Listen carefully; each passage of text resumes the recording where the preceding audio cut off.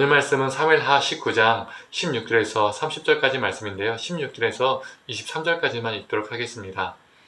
바후림에 있는 베냐민 사람 게라의 아들 시므이가 급히 유다 사람과 함께 다윗 왕을 맞으러 내려올 때에 베냐민 사람 1000명이 그와 함께하고 사울의 집안의 종 시바도 그의 아들 15과 종 20명과 더불어 그와 함께하여 요단강을 밟고 건너 왕 앞으로 나아오니라.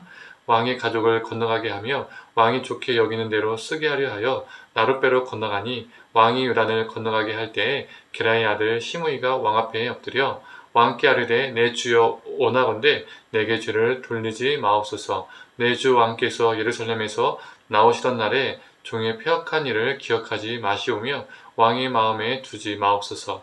왕의 종 내가 범죄한 줄 아옵기에 오늘 요셉의 온 족속 중 내가 먼저 내려와서 내 주 왕을 영접하나이다 하니 수레의 아들 아비새가 대답하여 이르되 시므이가 여호와의 기름 부으신 자를 저주하였으니 그로 말미암아 죽어야 마땅하지 아니하니이까 하니라. 다윗이 이르되 수레의 아들들아 내가 너희와 무슨 상관이 있기에 너희가 오늘 나의 원수가 되느냐. 오늘 어찌하여 이스라엘 가운데에서 사람을 죽이겠느냐. 내가 오늘 이스라엘의 왕이 된 것을 내가 알지 못하리요 하고 왕이 시므이에게 이르되 네가 죽지 아니하리라 하고 그에게 맹세하니라. 아멘. 아침 묵상을 들으시는 모든 성도님들에게 하나님의 은혜가 있기를 간절히 소망합니다. 오늘 본문을 보면 참 재미있는 인물이 등장합니다. 바로 시므이죠. 시므이는 어떤 사람입니까? 이 사마 16장에서 다윗을 향해서 엄청난 저주를 퍼부었던 사람입니다. 시므이는 이 사울과 같은 베냐민 지파 사람이었죠. 사울이 죽고 다윗이 왕이 되자 매우 불만이 많았던 사람이었습니다. 그런데 압살롬의 반역에 의해서 다윗이 도망가는 신세가 되자 어떻게 합니까? 다윗의 모습을 보고 고소했습니다. 얼마나 고소했냐면 그때 시므이는 다윗이 왕권을 다시 회복할 것이라고 생각하지 못했기 때문에, 즉 다윗의 시대는 끝났다라고 확신했기 때문에 망설임도 없이 저주란 저주를 다윗에게 다 품었던 사람이었죠. 그런데 이게 웬 말입니까? 다시는 못 돌아올 것 같았던 이 다윗이 지금 반역을 진압하고 멀쩡히 지금 돌아오고 있습니다. 이렇게 한 치 앞도 못 내다보는 것이 사람의 인생이죠. 제가 이전 아침 묵상에서도 시므이는요 기회주의자라고 설명했었습니다. 이번에도요 이 기회주의자다운 면모를 지금 한껏 보여주고 있습니다. 베냐민 사람 1000명을 데리고 와서 귀환하는 다윗을 향해서 제일 먼저 마중을 나옵니다. 그리고 다윗 앞에 엎드려서 자신의 패역한 일을 기억하지 말아달라고, 자신을 용서해달라고 애원을 합니다. 정말 그때 한때는 막 죽으라고 저주했다가 다윗이 돌아오니까 살려주세요, 살려주세요 라고 말하는 겁니다. 아비새는 그를 죽여야 한다고 말하지만 다윗은 아비새를 책망하고 그를 죽이지 않겠다라고 약속을 하죠. 그 다음으로 다윗은 무비보셋을 만나게 되죠. 무비보셋은 자신이 다윗 왕이 떠난 날부터 평안히 돌아오는 날까지 몸단장을 하지 않고 애통하게 그 시간을 보내야 했음을 말합니다. 그 말을 듣고 다윗은 그에게 왜 자신과 함께 가지 않았냐라고 묻습니다. 무비보셋은 자신은 가려고 했으나 시바가 자신을 속이고 떠나 모함을 했다고 말을 해줘. 다윗은 이 말을 듣고 오해를 풀었지만 시바에게 준 재산을 다시 100% 무비보셋에게 돌려준 것이 아니라 반반 나누도록 합니다. 어찌 보면 이 무비보셋 입장에서는요 억울한 처사일 수 있습니다. 하지만 그에게는 그게 중요치 않았습니다. 자신의 전 재산이 100%냐 50%냐 아니면 0%냐 이것이 중요하지 않았다는 거예요. 다시 다윗이 평안히 돌아오는 것만으로도 충분했습니다. 그래서 그는 어떻게 말합니까? 자신의 재산을 반이 아니라 다 시바에게 주어도 상관이 없다라고 말을 하죠. 이미 시므이도요 살기 위해 마중 나왔잖아요. 무비보셋도 재산을 지키기 위해서 마중 나온 것으로 다윗은요 오해할 수 있습니다. 그러나 재산에는 욕심이 없는 이 무비보셋의 말은 다윗에게 진심으로 다가오고 오해를 풀게 만들었을 겁니다. 오늘 본문은 우리에게 교훈을 줍니다.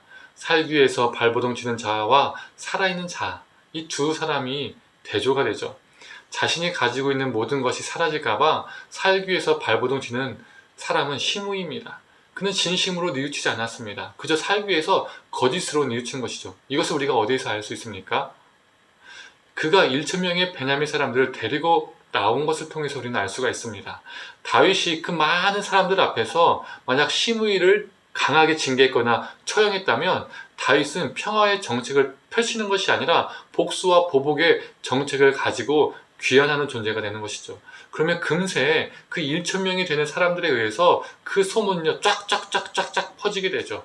시므이는요 이걸 안 겁니다. 그래서 꾀를 낸 것이죠. 자신만이 나온 것이 아니라 1,000명의 사람을 데리고 나온 겁니다. 그는 거짓을 이용해서 살기 위해 발버둥 친 사람입니다. 한편 진실됨으로 살아있는 자는 무비보셋입니다. 쥐고 있는 것을 놓치기 싫어서 거짓으로 살기 위해 발버둥 치는 자가 아니었습니다. 그는 살아있는 존재이기 때문에 그에게 재물은요 삶의 우선순위가 아니었습니다. 우리도 이 무비보셋처럼 진실됨으로 살아있는 자, 하나님의 말씀으로 살아있는 자가 되기를 소망합니다. 거짓은요 빨리 먹힙니다. 그 순간 정말 효과적일 때가 정말 많이 있습니다. 루머즈를 보세요. 시키지 않아도 얼마 잘 쫙쫙쫙 퍼져나갑니까? 거기에다가 그냥 퍼져가는 것이 아니라 살에 살이 붙고 그리고 왜곡되고 왜곡되어서 쫙쫙 퍼져나갑니다. 하지만 그 거짓은 자신도 결국 죽이고요. 다른 사람들도 죽이고 고통스럽게 합니다. 시므이는 결국 솔로몬 때에 죽임을 당하죠. 그 거짓 때문에 살아난 게 아닙니다. 그의 종말은 죽음이었습니다. 반면 진실됨으로 살아가는 것은 시간이 참 오래 걸릴 수 있습니다. 그러나 진실됨은 언젠가는 통합니다. 사람을 감동시키고 사람의 마음을 녹이고 사람의 오해를 풉니다. 성도님들, 오늘 하루도 진실 되신 하나님을 붙잡고 진실되게 살아가는 저와 성도님들 되기를 간절히 원합니다.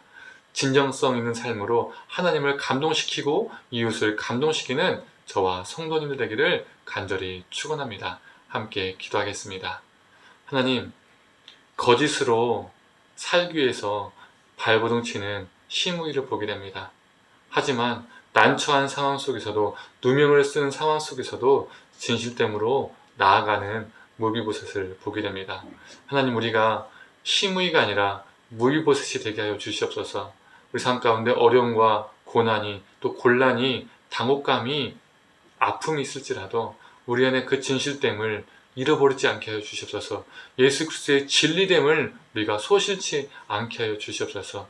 진리됨으로 진실됨으로 진정성 있게 살아가서 하나님을 감동시키고 이웃을 감동시키는 존재로 살게 하여 주옵소서. 감사드리며 사랑에 원하신 예수님의 이름으로 기도드립니다. 아멘.